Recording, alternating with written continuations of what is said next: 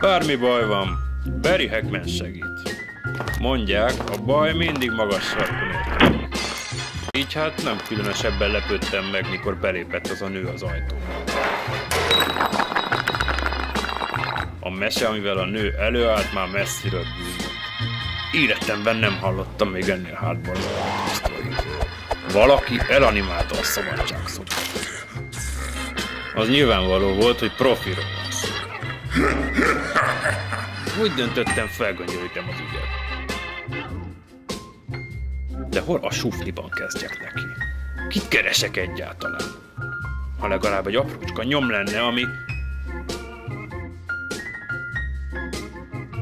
Nem tudhattam, hová vezetnek el a nyilak, de a szimatom azt súgta, kövessem őket.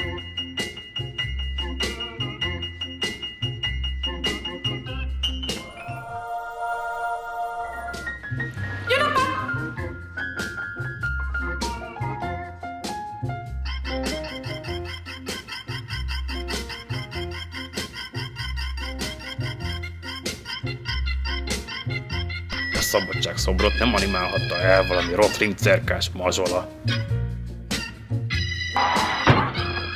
Az Urániába lyukadtam ki.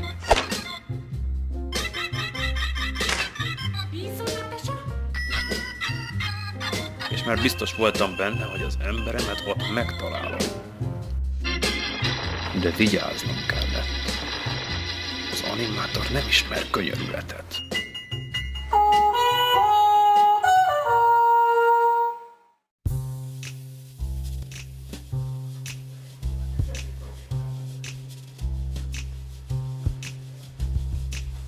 A csapda kora délután váratlanul magától kitárult. Így tovább dolgozhattam ezen a különös büntékirakón. Az orrom a C-szekció vetítésére vezetett. Az újabb animációs munkákat nézve arra jöttem rá, nem szabad bedőlnem a Shrek szintű grafikák csili-bili nagyzolásainak. Egy szobor elmozgatásához spiritus is kell, nem csak a gangster high-tech. Ha pedig egy gondosan megkreált bűncselekmény művészetként értékelünk, rögtön felmerül a kérdés, az animáció hol bújik meg a művészetek között. Báron György kritikus, Entóth Éva a Pannonia Filmstúdiótól és Igor Lazin animátor beszélgetése is azt erősítette meg bennem, hogy a művészi és szabad animációnak nem a filmet kell lekoppintania, hanem ravasz eszközeivel és ötleteivel dimenziókat megugrania. A Halhatatlanok díszbemutatója is azt igazolta, hogy hiába a filmes és 3D-s animáció bonyolult ötvözése, ha nincs a filmben annyi spiritus, ami még egy szobrot is megmozgatna. Igyekeztünk olyan fesztivált csinálni, ami nem csak arról szól, hogy levetítünk filmeket, hanem arról is meg lehet tudni dolgokat, hogy ezek a filmek hogy születnek. Meg lehet tudni, hogy ezek hogy kerülnek a moziba, illetve mi minden kell ahhoz, hogy létrejöjjön egy alkotás. A közönség az alkotókkal is tud találkozni, az alkotók pedig egymással, és mindenki értékes tapasztalatokkal gazdagodik. És annak pedig külön örülök, hogy magán a fesztiválon is születnek alkotások, mint az első emeleti workshopban. És nekem most mennem kell.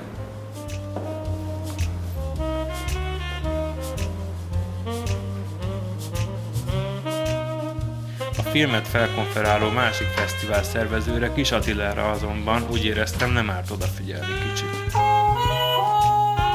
Túl sokat tud a szervezet csapatmunkáról. Bármi kisülhet abból, ha építészek animátorokkal szövetkeznek. Így az ő 3 napos workshopjukba is belelestem. Olyan kicsi múlik, hogy a megmozgatott kocka helyébe egy bronzszobrat kopizzanak. Ahogy beleástam magam az animálás folyamatába, egyre közelebb jutottam tettesemhez, a legjobb animátorhoz. De résen kellett lennem az ügy végéig. Mert mindenki gyanús volt. De már tudtam, nyomon vagyok. Kezdtem elég furcsán érezni magam. Nem engedheted el magad, Barry, mondtam magamnak, miközben a lábam ösztönösen a Pridpen retrospektív első blokkjának vetítésére vitt.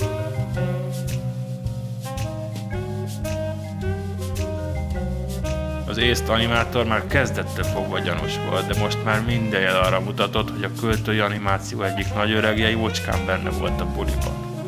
miközben szabad és vakmerő filmjeit néztem a Fábriban, utolsó tiszta gondolatom az volt, Fritz Wern az én emberem.